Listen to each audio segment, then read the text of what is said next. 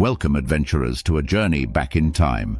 Have you ever wondered what it would be like to step into a medieval tavern, grab a mug of ale, and enjoy a hearty meal alongside knights, merchants, and travelers?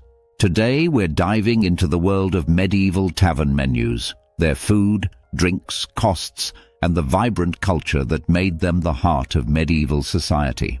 Imagine this. It's a chilly evening in 14th century England. You push open the heavy wooden door of a bustling tavern. The flickering candlelight dances across the room, and the aroma of roasted meats and freshly baked bread fills the air.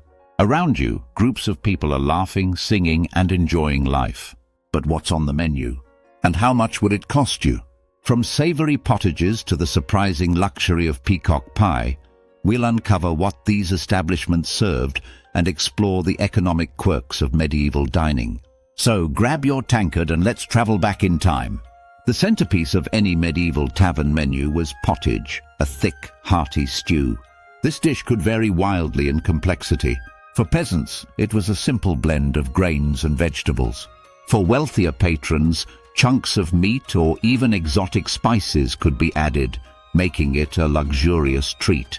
Bread was another staple, but it wasn't just food. It was a tool. Known as trencher bread, thick slices of stale bread were used as plates, soaking up the juices of the meal before being eaten or discarded. And speaking of bread, did you know that the color of your loaf often signaled your social standing?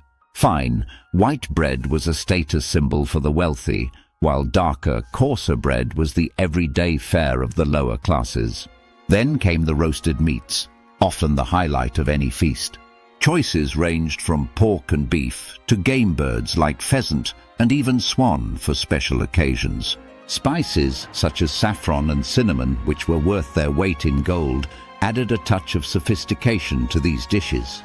No medieval meal was complete without a drink, and ale was the undisputed king of the tavern.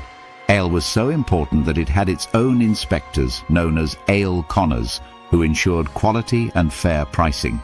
For those with a sweet tooth, mead was the drink of choice. Made from honey, water, and sometimes fruit or spices, it was a favorite for feasts and celebrations. And let's not forget wine, especially in regions like France and Italy. While the wealthy sipped on fine vintages, the common folk often drank diluted or spiced versions like hippocras, a sweetened wine infused with spices. The cost of a meal in a medieval tavern might surprise you. For just a few pennies, you could enjoy a hearty pottage or a tankard of ale. But here's a fun tidbit. A single penny in medieval England could buy a loaf of bread, a chunk of cheese, or a day's worth of cheap ale. Talk about getting the most bang for your buck, or penny. However, prices could vary dramatically. In cities where demand was high, roasted meat or spiced wine could cost several pennies more than in rural taverns. Seasonal fluctuations also played a big role. Winter often saw price hikes as supplies dwindled. Medieval taverns were more than places to eat. They were lively hubs of entertainment. Picture musicians playing jaunty tunes on lutes and fiddles, patrons engaging in games of dice or storytelling, and the air filled with laughter and clinking mugs. Did you know that some taverns even offered board games similar to modern chess or backgammon? These establishments weren't just for locals either. Travelers often relied on taverns for food, drink, and sometimes even a place to sleep. In many ways, they were the medieval equivalent of today's cafes or pubs, where people from all walks of life could mingle. As we close the door on this medieval adventure, we've uncovered the hearty dishes, refreshing drinks, and lively atmosphere that made taverns a cornerstone of the Middle Ages. From the humble pottage to the luxurious spiced wines, these establishments were not just places to eat.